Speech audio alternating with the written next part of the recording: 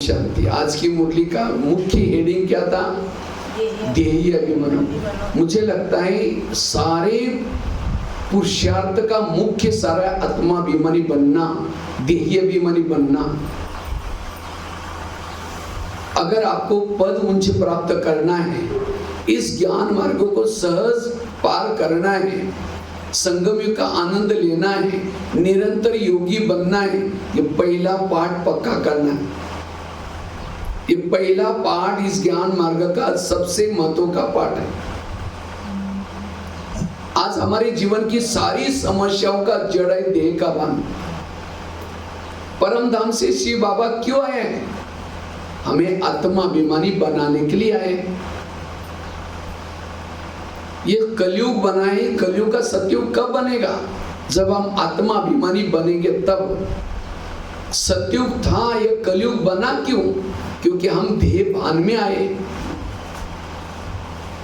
ये बाबा ने जो 3-4 सब्जेक्ट रखे, ज्ञान, योग, धारणा और सेवा, किसी लिए रखे? आत्माभिमानी बनने के लिए रखे। कई कहते हैं हम रोज ज्ञान सुनते हैं। अगर आप ज्ञान सुनते हैं तो आपका भान क्या चाहिए?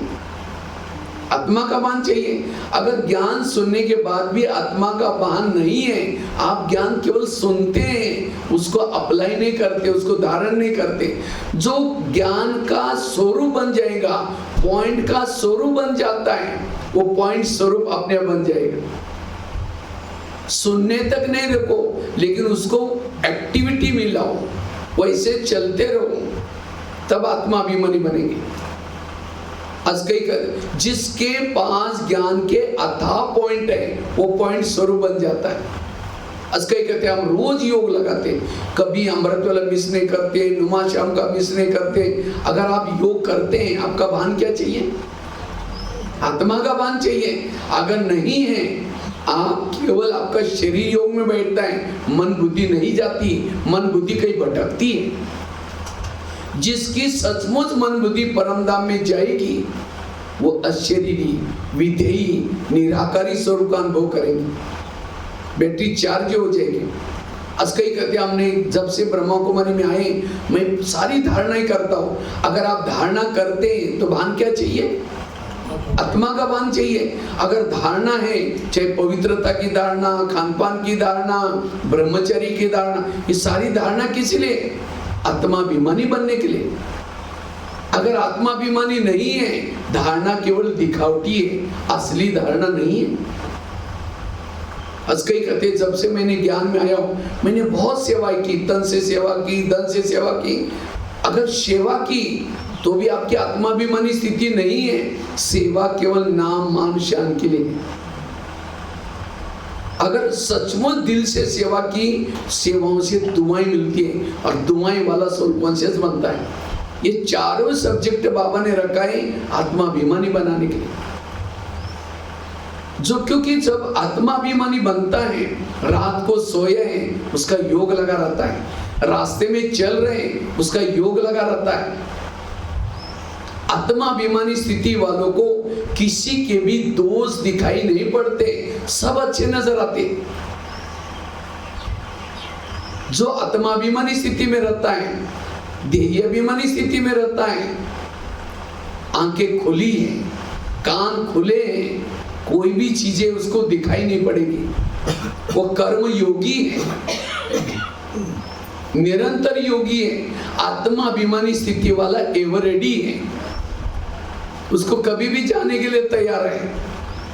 इसीलिए बाबा हर मुरली में, कोई भी मुरली उठाओ, बाबा कहते हैं बच्चे आत्मा समझो।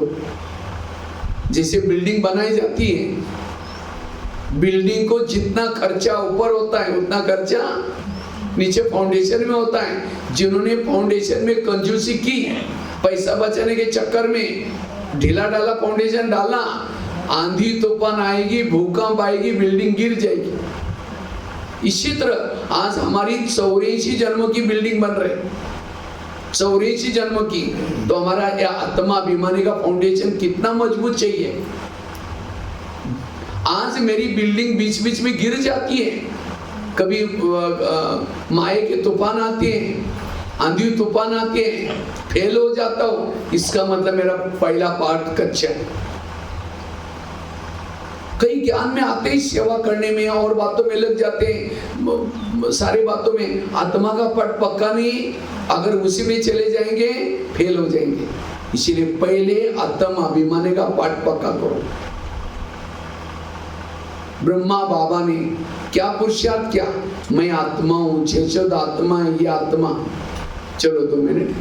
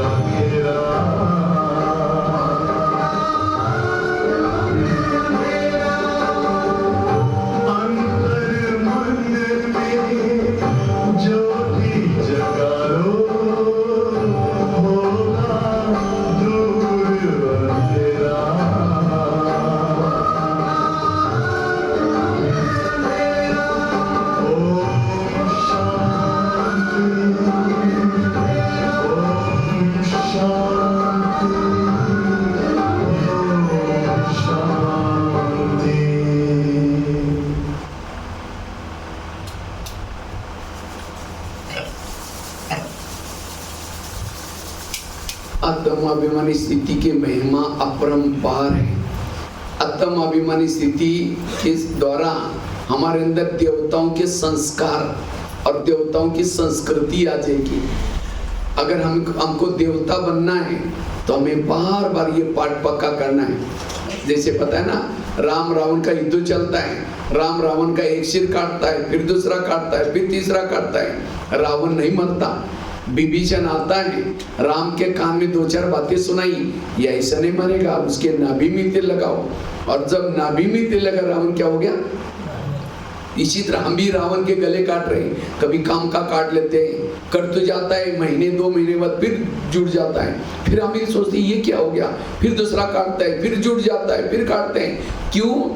आज आपके कान में सुना रहा हूं, जब तक देह बांध के नाभि में तीर नहीं लगाएंगे तब तक रावण के गले नहीं कटेंगे, क्योंकि विकारों का सरदार है, मुख्य है देहभान।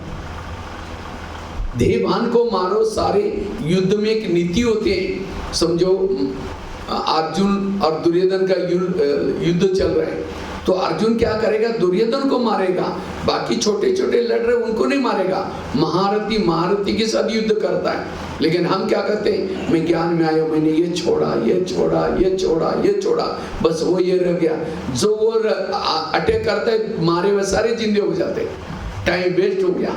इसलिए देह भान को मारो, काम खत्म हो जाएगा, क्रोध खत्म हो जाएगा। बाकी कोई पुरुषार्थ नहीं करो, इसी के पीछे लग जाओ, क्योंकि आगे आने वाले विकराल विनाश में बहुत सारी समस्या आएंगी, पेपर आएंगे। क्या क्या?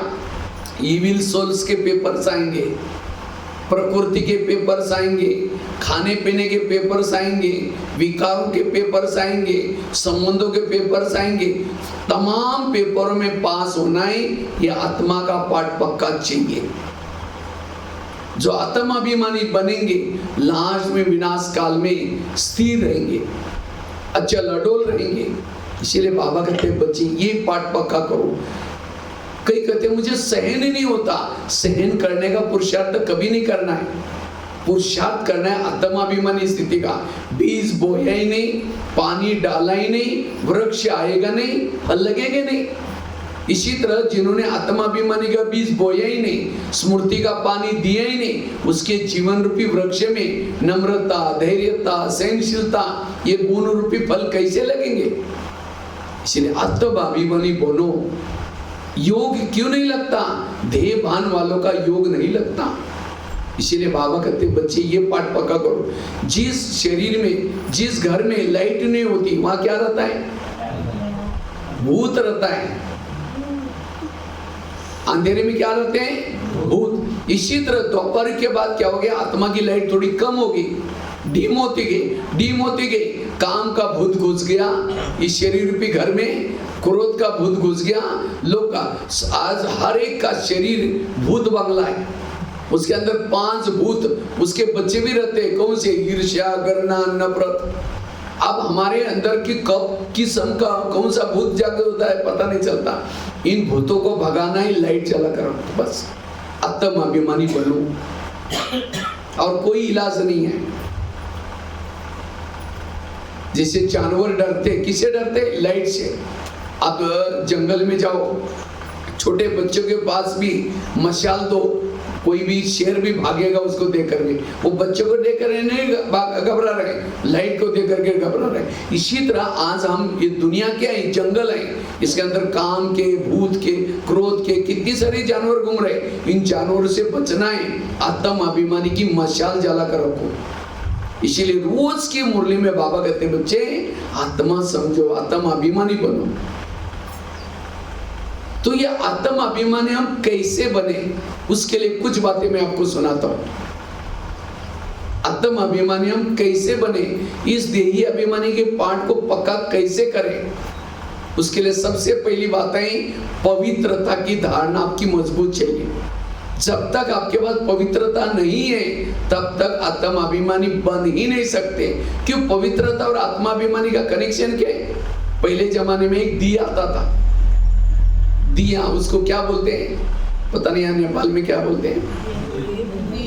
दिए बोलते हैं। एक त्रिकोण सा रहता था, उसके अंदर केरोसिन डालते थे, माचिस लगाओ, फ्लेम जलती रहती थी। अगर उस दिए के अंदर तेल नहीं है, माचिस लगाओ, पूरा डब्बा खत्म हो जाएगा, तो भी दीपक जलेगा नहीं। इसी तरह योगी भी क्या है? एक दिया है, योगी के चारों तरफ से एक बैकग्राउंड बनाओ, एक दिए का आकार आता है, और दिए के अंदर तेल है पवित्रता। जिसके शरीर में जितनी पवित्रता है, कहने की जरूरत नहीं मैं आत्मा हूं, ऑटोमेटिकली आत्माभिमानी बन जाएगी। अगर मेरा दीपक नहीं जल रहा है, मेरे पास पवित्रता की कमी है। इसलिए पहले पवित्रता की संभाल रखो। ये बाबा ने यहाँ ब्रह्मचर्य का पालन करने के लिए क्यों बोला है? क्योंकि जो ब्रह्मचर्य नहीं है वो सोल कॉन्शियस नहीं है, और जो सोल कॉन्शियस नहीं है उसके जीवन में सुख शांति, कहते ना, पवित्रता की जननी, जननी मतलब माँ है, सुख शांति। जब माँ ही नहीं तो बच्चे कहाँ से होंगे? दुनिया में सुख शांति चाहते हैं लेकिन पवित्र बनना नहीं चाहते, तो कैसी सुख शांति मिलेगी? इसलिए पवित्रता जरूरी है। और पवित्रता दो प्रकार के, केवल ब्रह्मचारी का पवित्रता नहीं, मनसा वाचा कर्मणा। अगर मैं ब्रह्मचारी तो हूँ लेकिन निगेटिव सोचता हूँ, व्यर्थ सोचता हूँ, टेंशन में रहता हूँ, वो पवित्रता कोई काम की नहीं। समझो बाजू में कोई खेती है और खेती बाजू में एक नदी भी जाती है लेकिन खेती रुकी सुखी है। अगर उस नदी के ऊपर डैम डालो, डैम तो डाला लेकिन डैम को छेद है तो भी क्या हो जाएगा? पानी आएगा, निकल जाएगा। इसी तरह बाबा ने हमारे जीवन रूपी खेती को हरा भरा करने के लिए पवित्रता का डैम डाला है, लेकिन पवित्र तो है लेकिन मनसा वासा निगेटिव सोचते हैं। आज कई माताएं या कई भाई बहने है ब्रह्मचारी, पवित्र ज्ञान में चलते हैं लेकिन चेहरा देखो तो मरा पड़ा हुआ है, कोई रौनक ही नहीं चेहरे। कौन कहेगा उनको भगवान मिला? भाई भगवान मिला है, उसके चेहरे पर दिखना चाहिए, तेज दिखना चाहिए। इसलिए व्यर्थों से मुक्त बनो। और जो व्यर्थों से मुक्त बनेगा, जैसे एक शिष्य था भगवान के पास जाता है, गुरु जी के पास जाता है, कहते हैं गुरु जी मैं बहुत भक्ति करता हूँ, दान करता हूँ, पुण्य करता हूँ, पूजा पाठन करता हूँ, लेकिन मुझे कुछ अनुभव नहीं हो रहा है, ना आत्मा अनुभव, ना परमात्मा अनुभव, ना शांति का अनुभव, ना सुख। तो गुरुजी हंसने लगे, कहते बात तो सही है। 3-4 दिन पहले मैं बगीचे में बैठा था और बगीचे में 5-6 युवा हैं, इन युवाओं को प्यास लगी थी। तो गुरुजी ने कहा सामने कुआं है, वहाँ बाल्टी है, रस्से जाके पी के चले जाना। तो 5-6 युवा वहाँ चले गए, उन्होंने बाल्टी को रस्से से बांधा, कुएं में छोड़ा, पानी खींचा, पानी नहीं मिला, दोबारा बाल्टी डाली, फिर खींचा, नहीं मिला, तीसरी बार, चौथी बार, 10 बार बाल्टी डाले, पानी खींचा, नहीं मिला, छोड़ के चले गए। वो बाल्टी थी, कुआं था, रस्सा था, तो भी प्यासे गए। क्यों? बाल्टी को छेद थी। वो बाल्टी कैसी थी? वो तो कुएं के पास गए, आप कहाँ हैं? सागर के पास। आपके पास बाल्टी भी है, मन है, बाल्टी, बुद्धि है, रस्सा, मेहनत भी करते हैं, रोज अमृत वाला उठते हैं, सेंटर पर आते हैं, मुरली सुनते हैं, सेवा करते हैं, लेकिन अनुभव नहीं है, मन को छेद है। वो बाल्टी को क्या है? अपने व्यर्थों से मुक्त बनो। इसलिए पवित्रता की धारणा बहुत जरूरी है। और जितनी पवित्रता है उतनी आत्मिक स्थिति होगी। और केवल पवित्र रहने से भी नहीं चलेगा। दिए के अंदर तेल है लेकिन बीच में बाती नहीं है, बीच में बाती नहीं है, माचिस लगाओ, फ्लेम जलेगी। बाती का काम क्या होता है? हाँ, तेल को खींचना, राइट। वो जो तेल है, वो तेल क्या होता है? और खास तो सूत वाली बाती होती है, सूत वाला होता है, वो गीला होकर के वहां तक जाता है। इसी तरह बुद्धि है बाती, हमें बुद्धि रूपी बाती को कहाँ लगाना है? ऊपर। ध्यान कहाँ लगाना है बुद्धि को? आज बाबा ने फांसी ऊपर लगानी है। जितनी बुद्धि ऊपर होगी हमारी पवित्रता ऊपर चलेगी। और यहाँ करके जैसे फ्लेम का भोजन है केरोसिन, इसी तरह आत्मा का भोजन है पवित्रता। जितना आत्मा को, अपने शरीर की पवित्रता को जितना आत्मा तक पहुंचाएंगे उतना आत्माभिमानी बनेंगे। अगर आपकी बुद्धि कहीं व्यक्ति के तरफ है, वस्तु के तरफ है, आपका ध्यान नीचे है, आपको देह अभिमान आएगा। इसलिए आत्माभिमानी बनने के लिए पवित्रता की धारणा जरूरी है। दूसरी बात है, अगर आत्माभिमानी बनना है 7 स्वरूपों का अभ्यास करो। अभी आ रहे हैं ना दिवाली, भैया टीका में क्या लगाते हैं? सप्तलंगी करते। तो वास्तव में आत्माभिमानी वही बन सकता है जो 7 स्वरूपों का अभ्यास करता है। और मैं कोई क्लास नहीं करा रहा हूं, लेकिन मैंने आत्माभिमानी बनने के लिए क्या क्या किया वो बातें आपको सुना रहा हूं। मैं अभी 2 दिन 3 से यहाँ जो रहने वाले हैं ना, उनके साथ रोज रात को क्लास कराता हूँ। मैं अपनी अनुभव सुना रहा हूँ, कैसे कैसे मैंने इस ज्ञान में आया, क्या क्या क्या। जिस दिन मैं पहले दिन ब्रह्मा कुमारी में आया था, तो मैंने पहले दिन आते ही मुरली चल रही थी, बच्चे तुम आत्मा हो, जैसे आज की मुरली, मैं बाहर जाते अपने हाथ पर भी लिख करके रखा है, मैं आत्मा हूँ यार लिखा। और मैंने और कुछ नहीं, ये अभ्यास किया बस आत्मा का। इस एक आत्मा के अभ्यास ने मुझे महारथी तक पहुंचाया। इसलिए मैं कोई क्लास नहीं कर रहा हूँ, लेकिन मैंने क्या क्या शुरू में 7 दिन के लिए, 7 एक दिन के लिए सोमवार ये लिया। सोमवार के दिन शांत स्वरूप, मंगलवार के दिन आनंद स्वरूप, बुधवार के दिन शक्ति स्वरूप, एक दिन के लिए एक स्वरूप में टिके रहो, आप सोल कॉन्शियस का अनुभव कर सकेंगे। एक दिन के लिए मैं शांत स्वरूप, बस और कुछ नहीं। दूसरे दिन लेकिन हम क्या करते हैं, योग में जो बैठते हैं, कोई घर में मेहमान आए, बैठो यहाँ बैठो, नहीं बैठो यहाँ बैठो, नहीं यहाँ बैठो, नहीं यहाँ, वो कहेगा कहीं भी नहीं, मैं जा रहा हूँ। इसलिए हम योग में बैठेंगे, मैं आत्मा हूँ, अनुभव नहीं कहता, शक्ति स्वरूप हूँ, आनंद स्वरूप हूँ, प्रेम, बुद्धि कहते मुझे कहीं नहीं, जब मैं जा रहा हूँ। 17 कुएं मत खोलो योग में, एक कुआं खोलो और एक के अनुभव में रखो। इसलिए 7 स्वरूपों के अभ्यास से आत्मा भी। तीसरी बात है निरहंकारी बनना। जितना आप निरहंकारी रहेंगे, निराकारी बन जाएंगे। अगर आपकी आत्मिक स्थिति क्यों नहीं बनती, कोई ना कोई चीज का अभिमान है। 2 प्रकार के मैं हैं, एक असली मैं, दूसरा नकली मैं। नकली मैं कौन से? मैं इंजीनियर हूँ, मैं डॉक्टर हूँ, मैं वकील हूँ, मैं पैसे वाला हूँ, मैं ज्ञानी हूँ, मैं ये कई प्रकार के मैं है। और जो नकली मैं के स्वरूप में आता है यहाँ, उस समय किसी ने उसको पूछा नहीं, सम्मान नहीं किया, फीलिंग आते, संकल्प चलते हैं, उसीलिए आत्माभिमानी नहीं बन सकता। दादी जानकी जी हर क्लास में क्या बोलती थे? मैं कौन और मेरा कौन, बस मैं एक आत्मा। इसलिए नकली मैं को मुकुटों का नहीं पहनना। अब मुझे लगे कि मैं तो मधुबन निवासी हूँ, मैं इतनी सारी क्लासेस कराता हूँ, मैं ये करता हूँ, अगर ये स्वरूप होगा तो मुझे किसी ने पूछा नहीं, फीलिंग है, आत्माभिमानी कैसे बन सकेंगे? निरहंकारी। जितना निरहंकारी उतना निराकारी स्थिति चाहिए। ब्रह्मा बाबा कितना निरहंकारी थे। तो समझो कोई माता जी को किसी ने कहा, माता जी थोड़ा सा वो थोड़ा पोछा लगाना है। बहन जी हम घर में यहाँ का लोटा यहाँ नहीं उठ करते, यहाँ का ग्लास यहाँ नहीं, यहाँ मैं पोछा लगा, मेरे को मेरी पोजीशन दे कर तो सेवा देना, ये भी क्या है? अभिमान है। ऐसे अभिमान वाला आत्माभिमानी कैसे बनेंगे?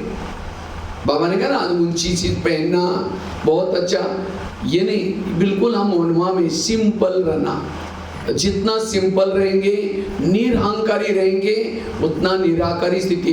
ब्रह्मा बाबा कितनी बड़ी ऊंची शक्ति थी, लेकिन बाबा क्या करते थे? एक बार ब्रह्मा बाबा ने निकर पहनी थी, बनियान पहना था और गोबर के उपले लगा रहे थे। तो इतने में एक दादी जाई, बाबा आपको एक वीआईपी बुला रहे, वीआईपी मिलने के लिए आया है। बोलता है मुझे संस्था के संस्थापक को मिलना है। तो कहा कि बाबा आप कपड़े चेंज करके थोड़ा जल्दी आ जाना। बाबा कहते बच्चे को यहीं भेजो। कहा कि बाबा आपने ऐसे गोबर के उपले बना रहे, गोबर समझे जो गोबर ऐसे बना करके वो दीवार पर, क्योंकि पहले खाना उसमें बनता था, और आंगटी में वो गोबर के उपले डालते थे, उसको ये करके खाना बनते थे। तो बाबा ने निकर पहनी थी, बनियान पहना था और सिर पर टॉवेल लपेट करके गोबर का ऐसा ऐसा बना करके दीवार पर लगा रहे थे। तो इतने बाबा कहा कि बाबा वीआईपी आपसे मिलने के लिए अब तैयार होकर के कपड़े पहने। बाबा कहते यहीं भेजो। कहा कि बाबा आपने ऐसे ड्रेस पहना नहीं, बच्चों को यहीं भेजो। अब 5-6 बार बाद दादी ने बोला तो भी बाबा कहते यहीं भेजो। बाबा दादी ने भेज दिया। जैसे वो वीआईपी ने बाबा को देखा, बाबा क्या देखता है? एक विष्णु चतुर्भुज खड़ा है, हाथ में चक्र घूम रहे हैं, दूसरे हाथ में गदा है, एक हाथ में पद्म है, एक हाथ में शंख है। कुछ समय के बाद क्या देखता है? बुजुर्ग व्यक्ति गोबर का उपला घुमा रहे हैं। कुछ समय के बाद देखते हैं, तब समझ गए कि बुजुर्ग कोई साधारण नहीं, ये विष्णु चतुर्भुज है और पूरा परिवार के सहित समर्पित हो गया यज्ञ में। ये निरहंकारी था। इसलिए निरहंकारी। आज निर्मल शांता दादी ब्रह्मा बाबा की बेटी थी। बाबा ने उनको क्या ड्यूटी दी? चप्पल सबकी, सभी यज्ञ निवासियों की चप्पल भी करो, तुम जूते सिलाई करो। तो एक दिन बाबा को थे, बाबा मैं जूते कैसे चलाए? बाबा कहते एक मोची जितनी अकल नहीं, तुम विश्व के राजे क्या लोगी? गुलजार दादी को साइकिलिंग रिपेयरिंग की सेवा दी। तो ये हमें सेवा किस लिए? ध्येय अभिमानी बनने के लिए। इसलिए हमें निरहंकारी होकर के चलना है। जितना निरहंकारी उतना निराकारी स्थिति बनेगी। पहली बात कौन सी सुनाई? हाँ, पवित्रता की धारणा। दूसरी कौन सी बताई? शांत स्वरूपों का अभ्यास। तीसरी निरहंकारी बनना। चौथी बात है अगर हमें निराकारी आत्म स्वरूप में रहना है, सोमानों के अभ्यास करो। जितना सोमान में रहेंगे निराकारी स्थिति का अनुभव होगा। कितनी सारी बाबा ने सोमान दिया, मैं शिव शक्ति हूँ, मैं पवित्रता की देवी हूँ, मैं कलप कलप की विजयी आत्मा हूँ। जितना सोमान में रहेंगे आपकी आंतरिक शक्तियां जागृत होगी। सोमानों के अभ्यास। पांचवी धारणा है अगर मुझे अशरीरी निराकारी आत्मिक स्थिति का अभ्यास करना है, उसके लिए योग को विधि पूर्वक करो। हम योग करते हैं लेकिन विधि से नहीं करते।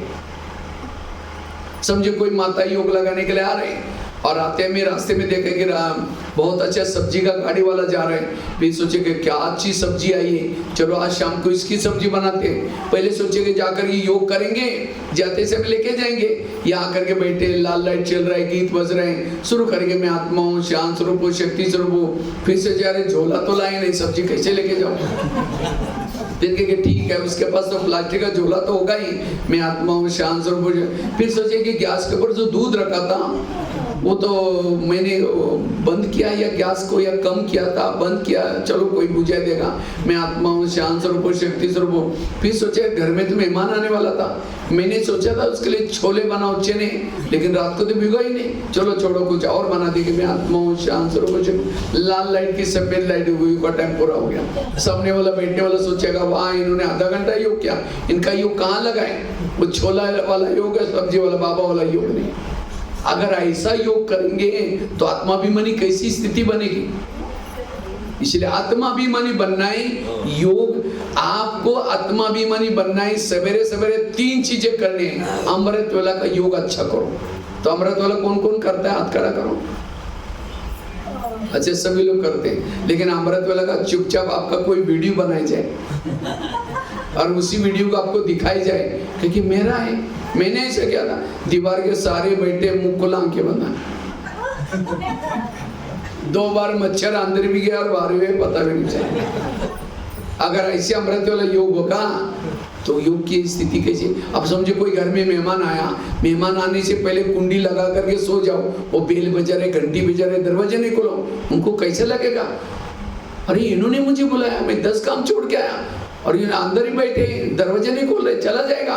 फिर फोन करो, क्या बात आप आए नहीं? क्योंकि मैं आया था, बेल बजाई थी, घंटी बजाई थी, दरवाजे ने आपने खोला, इसलिए मैं चला गया। नहीं नहीं प्लीज आओ। फिर आधे रास्ते से वापिस आया, फिर कुंडी लगा के फिर सो गए, फिर दोबारा चला जाएगा। फिर फोन करो, कहीं का कभी नहीं आऊंगा, मैं 2 बार आया।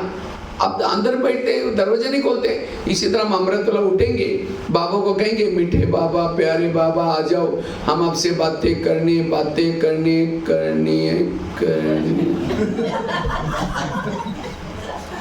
अब बाबा को तो बोला है दरवाजे खिड़की तेरे द्वार खड़ा भगवान, भगत भरले भगत तुम संधि हो गया। इसलिए आंखें खोल के बैठो, और केवल खोल के भी नहीं, अब कोई घर में मेहमान बैठा है उसके चेहरे की तरफ देखते रहो, वो कहेंगे फोन क्यों किया? इसी तरह कई भाई बहन अमृत वाला क्या करते, उठ करके बाबा के फोटो की तरफ देखते रहेंगे, फिर घड़ी भी देखेगा, अच्छा और 5 मिनट देखना है, अच्छा और थोड़ा सा। इसलिए योग को विधि से करो। जिसका योग विधि पूर्वक है आत्मिक स्थिति है। अगर आत्मिक स्थिति नहीं, योग आपका ठीक नहीं। और सवेरे सवेरे अमृत वाला योग और क्लास के पहले आधा घंटे का योग। मैं देखता हूँ क्लास में जब मैं आया था, बैठा था, मैं आया था फिर भी 7 बजे, लेकिन 6 बजे आया था, 2 ही बैठे थे। क्लास के पहले योगी कोई नहीं करते। जो क्लास के पहले योगी नहीं करता, मुरली कोई काम की नहीं उसकी। कल से अटेंशन दो। कल से आपको 6:45 बजे, 6:45 बजे पहुंचना है। 5:45 से 6:15 आधा घंटा योग। आप खेती में धान बोते हैं चावल बोते हैं तो पहले क्या करते हैं, हल चलाते हैं ना, उसको हल चला करके पानी डाल करके जमीन को तैयार करते, बाद में बोते तब उगेगा।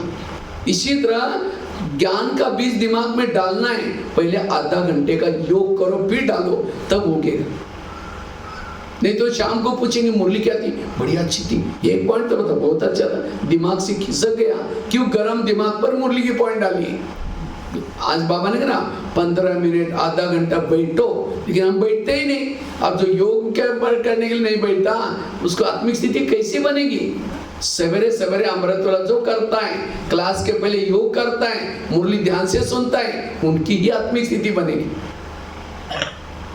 अब एक रेस लगाओ, अभी दिवाली से लेकर के अगले कब तक, अगले शिवरात्रि तक, जो सवेरे 5:45 से पहले आएगा फर्स्ट नंबर, एक बाहर एक घड़ी रखना, घड़ी और एक रजिस्टर रखना, सबके नाम लिखे, कौन कितना बजे आया ये करना, लिखना, 6:30 बजे आया, कितना बजे आया। जो 5:45 से पहले आएगा फर्स्ट नंबर, 6 से पहले आएगा सेकंड नंबर, 6:15 से बजे आएगा पहले आएगा वो थर्ड नंबर, उसके बाद गिनना नहीं। और जो 5:45 से पहले आएंगे उनको शिवरात्रि के समय जब प्रोग्राम बड़ा करेंगे उसमें सम्मान करना उनका, ताली बजाओ। क्योंकि अभी आपका भवन भी बन रहा है, उस भवन को भी सकाश मिलेगी, सहज काम हो जाएगा। जब तक भवन नहीं बनेगा तब तक रोज सबको आधा घंटा योग, यहाँ का वायुमंडल पावरफुल बनाओ, यहाँ जो भी आएंगे VIP आएगा, करंट मिल जाए, उसको ताकत मिल जाए, ऐसा वायुमंडल बनाओ, तो मकान तो इजीली बन जाएगा, आपकी स्थिति भी अच्छी बन जाएगी। तो क्योंकि प्रिंस प्रिंसेस का कॉलेज है, स्कूल में जब प्रेयर करते, बिना प्रेयर की स्कूल में थोड़ी जाते, लेकिन इस प्रेयर में तो कोई आता ही नहीं। तो ये ध्यान रखना, तब आत्मिक स्थिति बनेगी। आत्मिक स्थिति बनाने का आधार, पहली बात बताई पवित्रता की धारणा, दूसरी बताई 7 स्वरूपों का अभ्यास, तीसरी बताई निरंकारी बनना, चौथी बताई सोमानों के अभ्यास, पांचवी बताई विधि पर योग लगाना, और छठी बात है संकल्पों को कम चलाना। जितना संकल्प आप कम चलाएंगे, पॉजिटिव चलाएंगे, समर्थ चलाएंगे, आत्माभिमानी बनेंगे। सारा दिन कुछ भी हो जाए नेगेटिव नहीं सोचना, मन को चुप रखना। आकाश के चंद्रमा को पानी में देखना है तो पानी कैसा चाहिए, स्थिर चाहिए, सोच चाहिए। परम धाम के बाबा को मन में देखना है, मन स्थिर चाहिए। जितना ज्यादा संकल्प चलते आत्माभिमानी नहीं बनेंगे। आत्माभिमानी बनने का आधार है संकल्पों को कम चलाना, समर्थ चलाना। सारे ज्ञान का सारा है पॉजिटिव सोचो, सकारात्मक सोचो। अगर निगेटिव सोचेंगे आत्माभिमानी नहीं बनेंगे।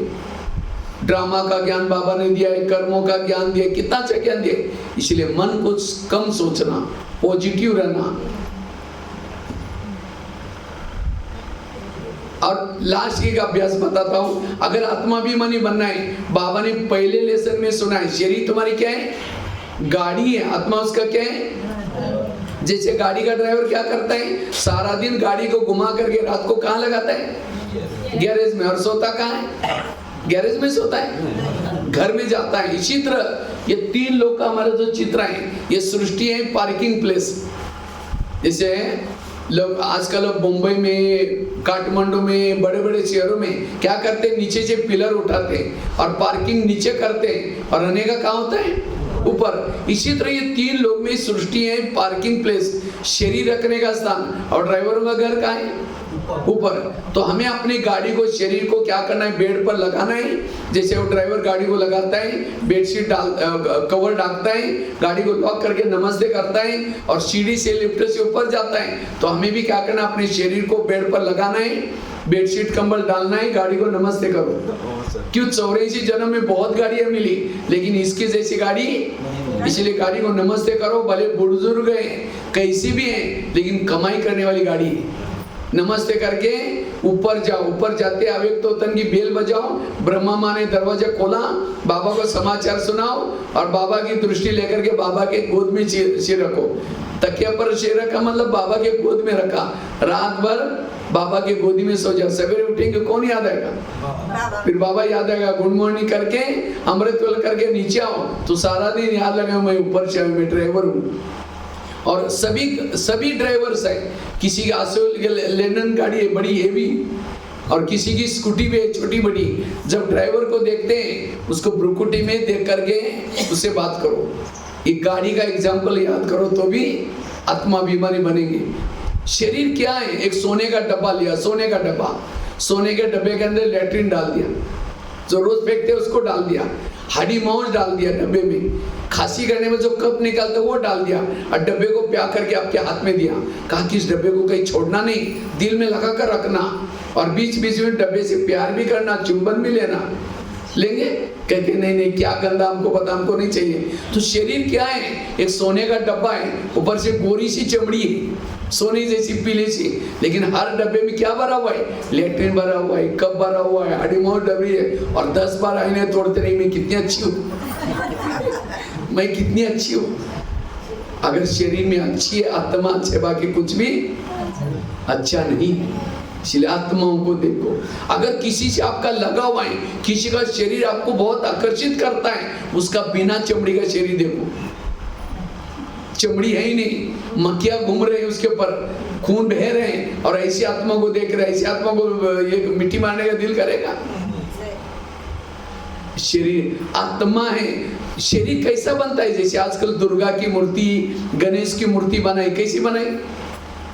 नवरात्रि में कैसे बनाते हैं? अंदर के बांस को छिल करके क्या करते हैं? ढांचा बनाते हैं, और ढांचा बना करके उसके ऊपर घास बांधते हैं, और घास बांध करके क्या करते हैं? उसके ऊपर पानी डाल करके, मिट्टी में पानी डालते, कीचड़ बनाते, ऊपर लगाते हैं, पेंटिंग करते हैं, कपड़े पहनाते, श्रृंगार करते, हो गई मूर्ति। इसी तरह मनुष्य की रचना कैसे है? अंदर हड्डियां मतलब बांस, छिला हुआ बांस, और ऊपर नसें बहुत है, नसें मतलब घास, और उसके ऊपर खून और मांस, मिट्टी और पानी, खून और मांस, और ऊपर पेंटिंग क्या है? काला पेंटिंग, पीला पेंटिंग। अब पीला पेंटिंग होगा या काला होगा, अंदर वही मिट्टी है, लेकिन जिसका पीला पेंटिंग का कितना अभिमान होगा, मैं कितनी अच्छी, मैं बहुत अच्छी। इसीलिए बाबा कहते बच्चे, आत्मा है, अच्छी है। मुर्दे को जलाने के लिए जब जाते हैं तो क्या करते हैं? पहले बाथरूम में कपड़े रखते हैं, मुझे पता नहीं यहाँ क्या सिस्टम है, पहले बाथरूम में कपड़े रखते हैं। मुर्दे को जलाने के लिए जब जाता है कोई, उसके बाद नहाते, बिना नहाते नहीं रहते। क्यों? कहते उसके ऊपर जो सेल्स है वो अगर शरीर पर आएगा वो भी मर जाएगा। तो ऐसे मुर्दे को देख करके हम कितना, इसलिए आत्मा को देखो, आत्माओं से बात करो, मैं आत्मा हूँ, आत्मा हूँ, ये पाठ पक्का करना। इसलिए आज का लेसन क्या है? आत्मा। तो ये आत्मा अभिमानी, देही अभिमानी बनो। एक लास्ट में गया भाई ने मुझे क्वेश्चन पूछा, कहते भाई साहब अगर कोई आग के पास जाते तो क्या अनुभव होता है? आग का अनुभव होता है। कोई बर्फ के पास जाता है तो क्या अनुभव होता है? ठंडी का अनुभव होता है। अगर कोई सर्वशक्तिवान बाबा के पास जाएगा तो क्या अनुभव होगा? लेकिन कहता मैं मधुबन में गया था, माउंट आबू में, 4 घंटा वहाँ गुलजार नदी के तट में बाबा आया था। 4 घंटा में डायमंड हॉल में बिल्कुल स्टेज के नजदीक बैठा था, बहनों से बोल करके जगह ली थी। 4 घंटा बैठा, मुझे कुछ अनुभव ही नहीं हुआ। ऐसा क्यों हो गया? उसको एक मैंने एग्जांपल दिया, एक बड़ा सा चुंबक है, उसके सामने लोहे के टुकड़े डालो तो क्या हो जाएगा? खींच लेगा। इसका मतलब चुंबक अच्छा है। लोहे के टुकड़ों को बड़े से कपड़े के थान के अंदर लपेट करके डालो तो क्या हो जाएगा? खींचेगा। क्यों? क्योंकि कपड़े के अंदर लपेटा हुआ है। इसी तरह अगर हम भी बाबा के सामने देह बांध के कपड़े के अंदर लपेट करके बैठे, कोई भी अनुभव नहीं होगा। इसलिए आत्म अभिमानी होकर के बैठो। चप्पल बाहर उतर करके यहाँ आते, वो चप्पल तो उतारी, लेकिन इसको तो लेके आए, ये पहले वहां उतार करके आ जाओ। ये चपड़े को, इसको भी उतारो। परम धाम में जाने के लिए ये चमड़ी को उतार करके जाना पड़ता है। ये आत्म अभिमानी का पाठ, बार बार ये पाठ पक्का करो। इससे हमारी निरंतर योगी स्थिति रहेगी, धारणाएं अच्छी होगी, सब कुछ देवताओं के संस्कार आएगी। सतयुग के देवता कुछ इसलिए नहीं सोने के महल हैं, वो आत्म अभिमानी है, इसीलिए खुशी में रहते हैं। सतयुग से भी ऊंचा जन्म ये है। वो कब अनुभव होगा? आत्माभिमानी बनेंगे तो सतयुग में जाने का भी आपका दिल नहीं करेगा, सतयुग से भी ऊंचा अनुभव होगा। इसीलिए आत्मा का पाठ पक्का करना, और इसे आत्माभिमानी बनने से विकर्म होंगे नहीं, लेकिन जो विकर्म किए वो भी हमारे भस्म हो जाएंगे। इसीलिए बाबा कहते बच्चे ये बार बार मैं अशरीरी हूँ, मैं आत्मा हूँ, ये पाठ पक्का करना। ठीक है, उसके लिए 6-7 बातें बताए। ओम शांति।